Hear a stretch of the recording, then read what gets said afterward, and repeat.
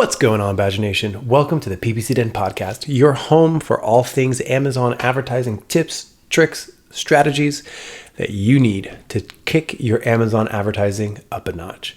You can get all of our episodes and more, a couple goodies there for you at adbadger.com/podcast. This is a really cool episode where it's a different approach. I think you'll really enjoy it. We had this concept of ride-alongs way back in like 2017, where basically it's like, let's ride along or let's follow along an optimization story. Basically what that means is we're going to sort of hear where we are in part A, and then in part B, we're going to talk about, what do we do in between these two dates and what impact did that have? And what's really cool about that is it's going to share the actual story of doing PPC from a narrative perspective, from a what is actually going on? Like, how did we get here? What do you think about it? What are you going to do about it to try to push it forward? So we're recording part A that you're hearing today on December 6th.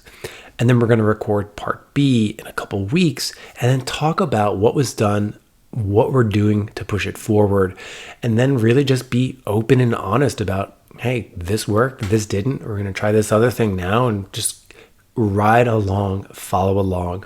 In this particular follow along, we're going through and talking about BSR. What can we do? We're going to share what we did previously, taking a product from about BSR 7 or 8 up to BSR 1, and it fell back down to BSR 3. And then what are we going to do over the next few weeks to get it back up to BSR 1. Really love this concept, this follow along, this ride along component. I'm happy that you're here riding along. Have a good one. Let's jump in to the episode. I've launched campaigns and picked keywords. I've got my bids, set placements too. And bad mistakes, I've made a few. I've had my share of wrong keywords, but I've got through. We are the PPC Den, my friends, and we'll keep up the rising to the end. You two are the PPC Den. We talk about Amazon. No time for manicures, 'cause we fix the gambit of the world.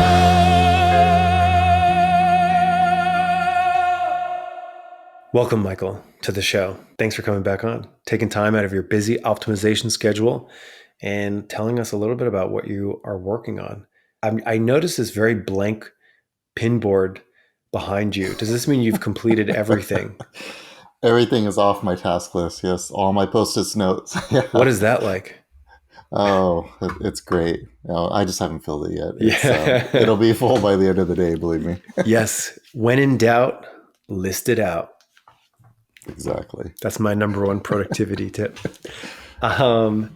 So as you know, we're doing a BSR ride along, a BSR follow along, where instead of just talking generally about BSR, instead of just talking generally about how to help make a BSR go up or what happens when it goes down, what do you do to get it back up?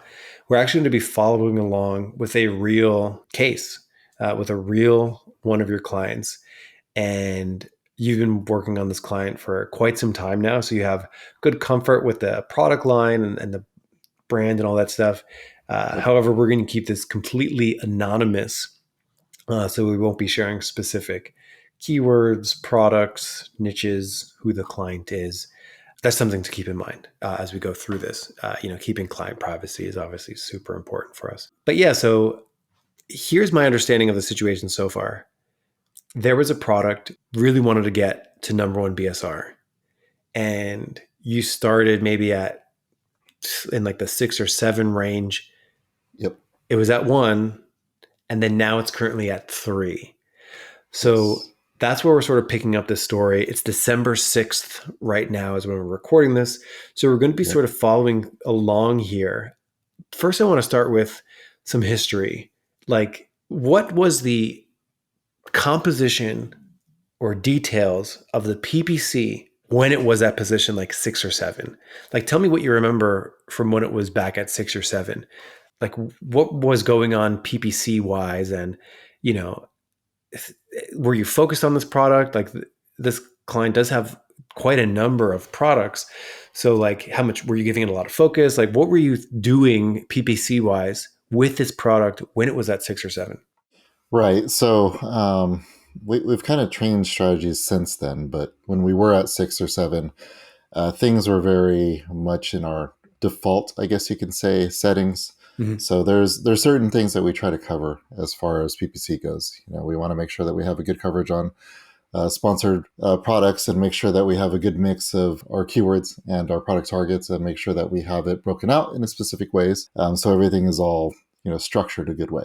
We also want to make sure that we have a good sponsored brand presence, and then also a little bit of sponsored display. So looking at the spin there, we try to mix it up a little bit, and that's the way it kind of was. We were at kind of our default mode. We kept hitting this sales threshold where the competition in this category, and then even the subcategory within this category, is super competitive. It seems like a new competitor every month. Really? And by new competitor, I'm talking about somebody who's willing to spend a lot of cash in it. So they're not just, okay, I have one product and I'm going to spend, a couple thousand on PPC and that's it. No, these are guys who come in, they try to put out a whole entire line of products, and then they have tens of thousands of dollars put into PPC. So we are falling into that and going up against that quite often. So there's just a rearrangement. There's also, of course, a lot of competition over the keywords and the product targets. So CPCs are on the rise, as we've seen this year across the board. And when we were in that position of 6 or 7, that's where we were as our default setting. We were pushing along, trying to be more aggressive on PPC, on the CPCs, sorry, and then also just trying to hit things in different ways that we had gaps in coverage on. So yeah, so I think I would call that like basic ad coverage for a product, right? Making sure that it's in all Correct. the things that you would be running PPC for, your Yep. sponsored products, automatic, your manuals, probably doing some search term graduation, having Yep. some sponsored brands, video, display coverage, right? Pretty All straightforward. that. Yeah. So makes sense. And yeah, by the way, I just pulled up that niche. And again, it's actually very complicated to compare stuff, because like you mentioned that there's new competitors popping up and constantly launching. Uh, Absolutely true.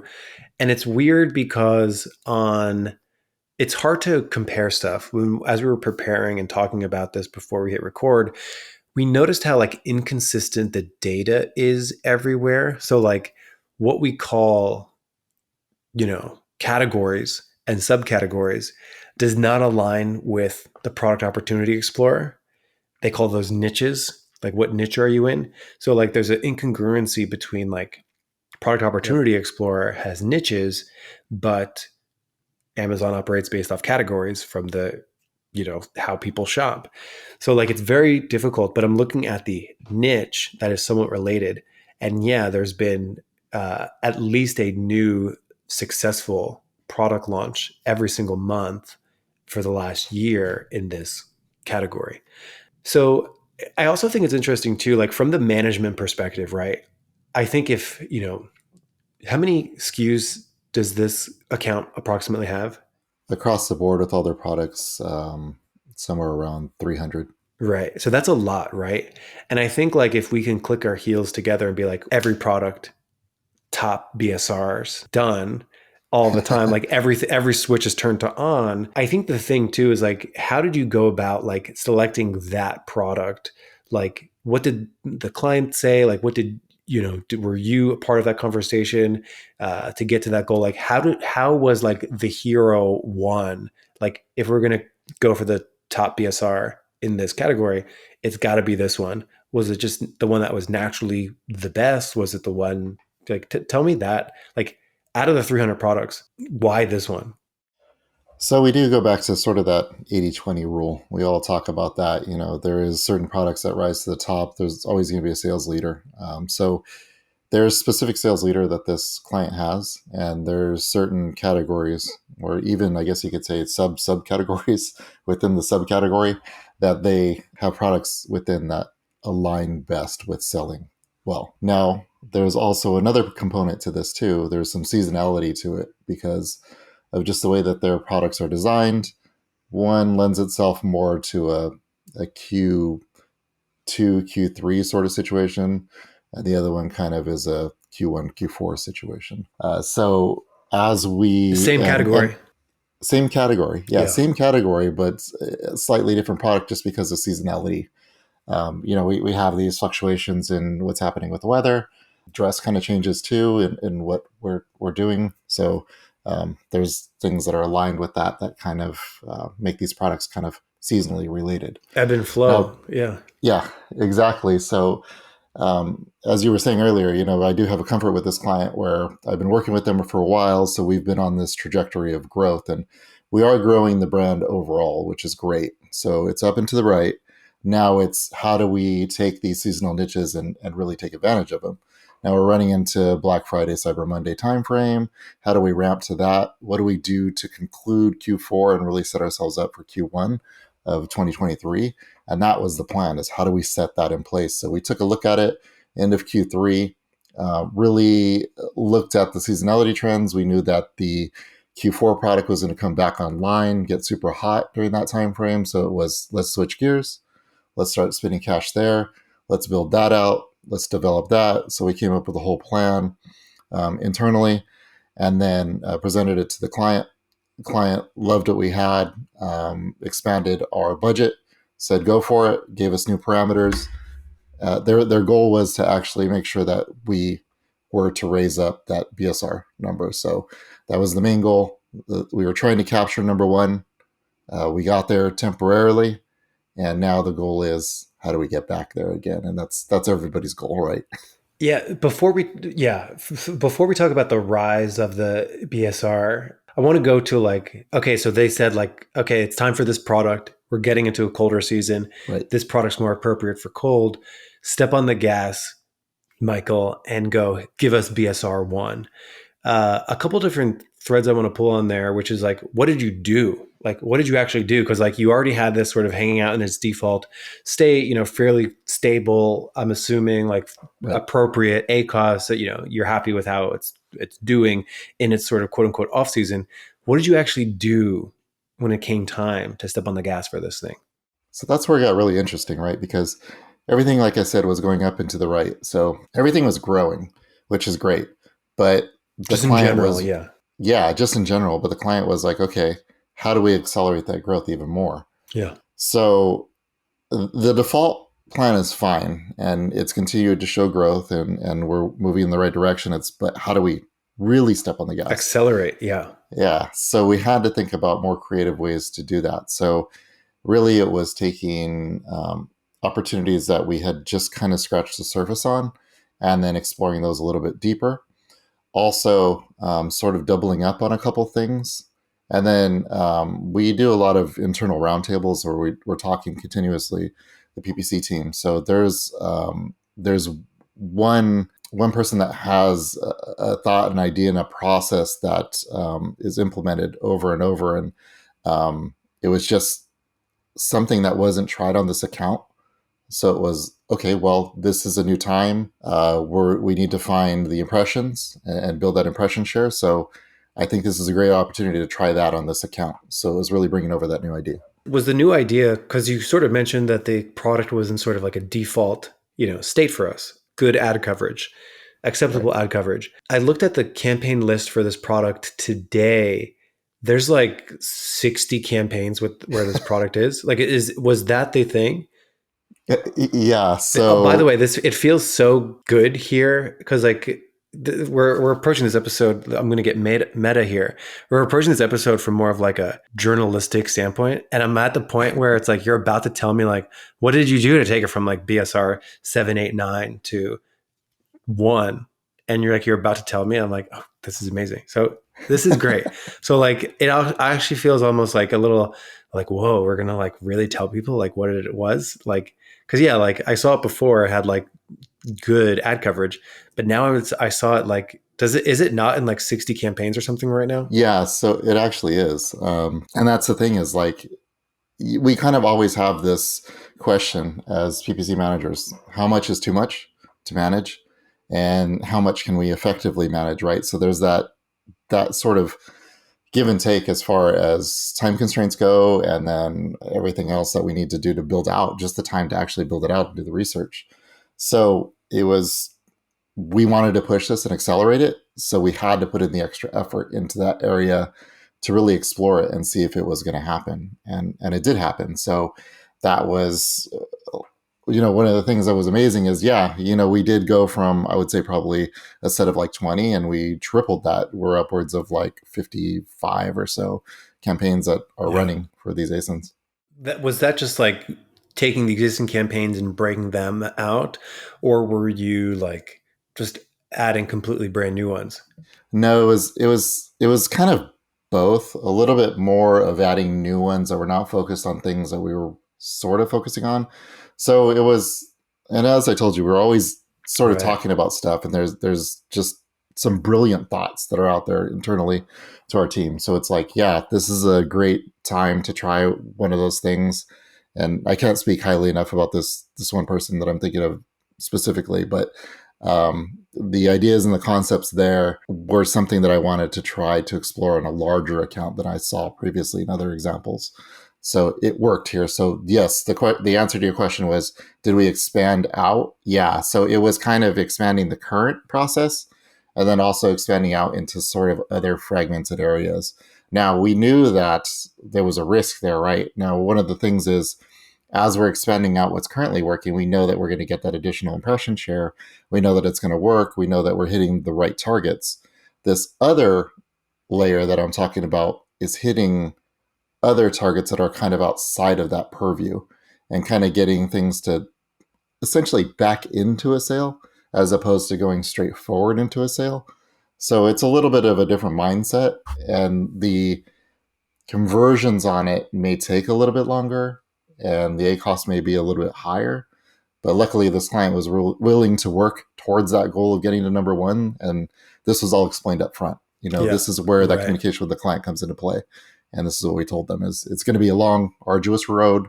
It's going to look terrible at first, but it's going to get better. And it did. So would you sort of say like you went up the marketing funnel? Like if the bottom of the funnel is like the exact thing that it is, you went a little higher up, like to targeting get more broad, like you're targeting categories, you're targeting.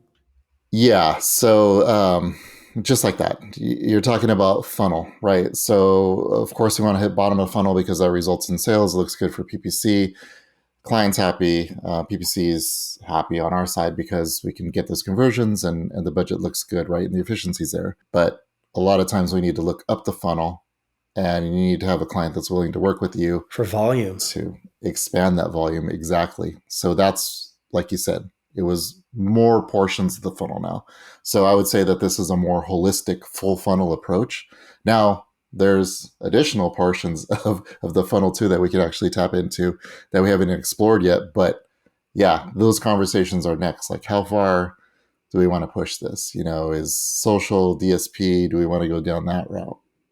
Right. Yeah. The funnel extends, it goes off the paper, off of Amazon, right? Like you want more sales. Well, guess what? Like you can grab them before they even search on Amazon. Like that's where it gets like super fun.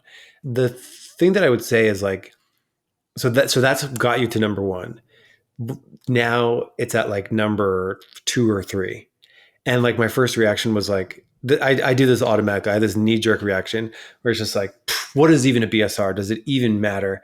Because like the BSR category node isn't perfect. You might be competing with like things that should be in their own category, separate from you. For example, like let's say you sell bicycles and like you sell like trail bicycles. And then like there's different kinds of trails. There's like bikes made for rocky trails and bikes made for like sandy trails and bikes made for hard dirt muddy trails, and like those bikes are all different and they shouldn't be in the same category of trail bikes, right? So like I'm always like, man, like how actually important is a category? In my perfect world, I'm like, we should be competing against the other products that are just like ours, for example. And I think that goes down all the way to like, you only sell a red one of these bikes. Technically, you're competing against other red bikes that people like, because you're competing with a black bike, but you're also like, you're a red bike. There's kind of a thing here. So I think like I have a lot of thoughts about BSR. Like, yeah, it's funny. I ran a 5K with my dad, who's like in his 70s, and I ran it with him at his pace. So, it took like 40 something minutes to cross the finish line, like with him going at his pace. And I ended up first in my age group because just on that day, there was nobody in my age group running it. And I got a trophy at the end of the day. I'm like, what? Nice. And I'm like, that makes no sense. But I ended up with the trophy in my age group. So it's like the category was busted.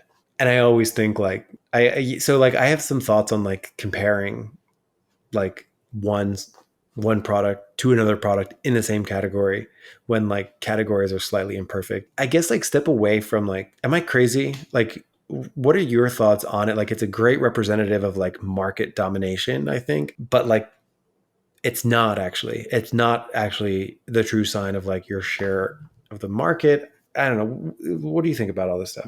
I agree with you. I think BSR is not a perfect science just because the nodes and the categories are broken out a little bit wonky. And you always get that oddball thing where it's like you were talking about, you're selling bikes and you're even selling something that's related to outdoors, like, and you might get a like cell phone cover in it. And that's going to take up one of the top 50 spots, right? Right.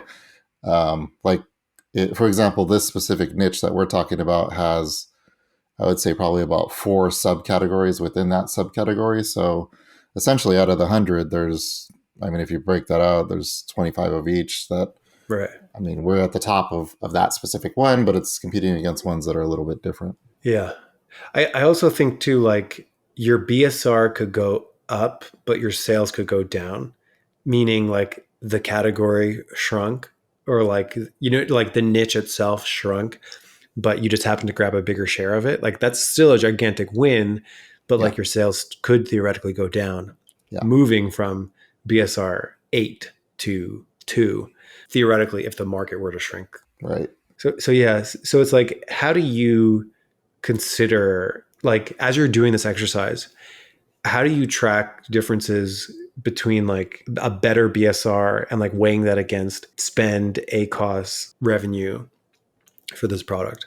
Right. That was kind of the trade-off with the client, is they knew that ACOS was not going to be the greatest because essentially it's an advertising investment, right, that they're making into organic sales that are going to happen later. And really, when we do see that, when we do win a badge or we move upwards in the BSR, however imperfect that system is, we do see an advancement of sales. So their theory and their thought process was, we're in it for the long haul. Right. We want to be one of the market leaders. So whatever it kind of takes, we're willing to take that pressure. So yeah, it's a great relationship that we have with this client. Cool. And working with them is fantastic. So they understand that sort of, they understand Amazon as a holistic beast. Yeah. And that's really what separates them from most. That's a tip right there. Yeah. I think too, like, so now we slid from BSR 1. And I take it like, I'm just assuming like you didn't shut off campaigns, you didn't do any of that stuff. You just sort of kept things running. Why do you think the BSR fell? I think that there was we got into the Black Friday, Cyber Monday timeframe, and this is what the ramp up was for, right? Mm. The whole Q4 was kind of built around that strategy of let's take advantage of that because we're going to run lightning deals during that time frame. Yeah. We knew we were going to sell fine, and conversion was going to be good. ACOS was going to be whatever it was going to be, and it wasn't too bad actually, with all the sales and everything, all the numbers put aside at the end of the day. The thing is, we end up going into this situation where there's a lot of competitors, and like I said, it's a super competitive niche where I think people just get super sucked into that Q4. They're like, yeah, I need to win at any cost Black Friday, Cyber Monday. And if I don't, I'm going to go hard after that to try to win whatever I can. And they just blow up their ACOS. I've seen that so many times where like people are running at like a 90% ACOS like all of December. And it's like, wow. So you think you think the competitors that climbed above did it unsustainably? I think so. Yeah, because we're seeing some of the competitors that are sort of coming out of the woodwork that we can see that are pushing extra hard on ads right now that have visibility that they never had before.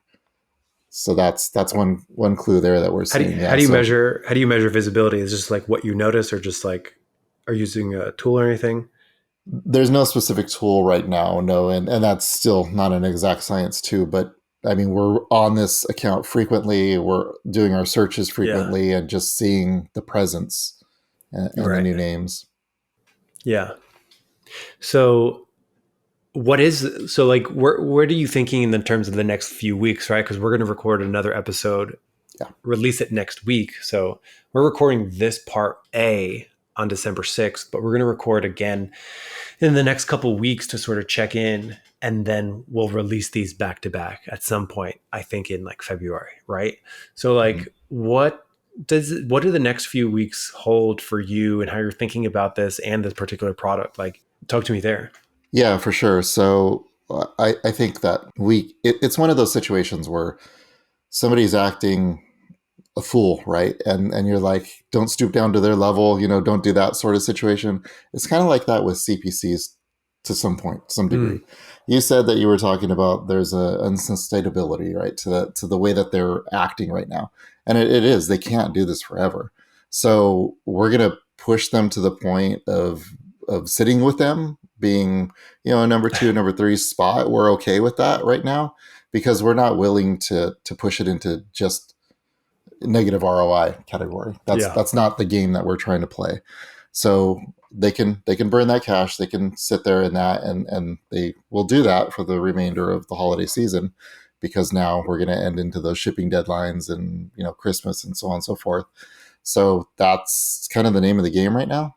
So really, it's kind of taking a step back, being smarter at our approach. So not only are we going to look at maintaining that 2 or 3 spot, but also expanding out in other directions and kind of taking that approach too. So just expanding further around the funnel, just making sure the visibility is there, because as we start to get further into it and sort of these guys disappear, which they will because of the, they just can't maintain that forever.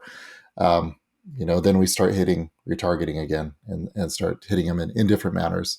So there's a whole plan, making sure that we maintain the visibility, making sure that we're everywhere on the funnel, and then hitting them on the back end, and then also just straight up again once the CPCs start to go down a little bit more. Awesome. So we'll reconnect in the next coming weeks. It seems like maybe just after Christmas, just after January, we can get in there. January 1st, we'll talk about like what happened between December 6th and like probably the first week of January. I imagine we'll record it. But I'm so fascinated by this because I think this is such a cool format to like hear what's going on. Like, what are you doing to try to manage what's happening and influence what's happening, and then your expectations, your approach on it, as well as like, what do we think we can do about it long term? And it's so unique too. That's another thing too, like hearing how this client is approaching it and you're doing it in this account is probably going to be different than another area, right? Like than another niche in another category. So I think it's so fascinating to like go deeper, more specifically, and see what can be gleaned from it. Like what happens when dot dot dot. Like that is one thing that I want the show to answer more of. Like, what happens when this does happen? What happens when it feels like you're already maxing out on your PPC, and you get to that high position and your sales are up, and then you slip? It's like, we've already pushed it as hard as we reasonably can.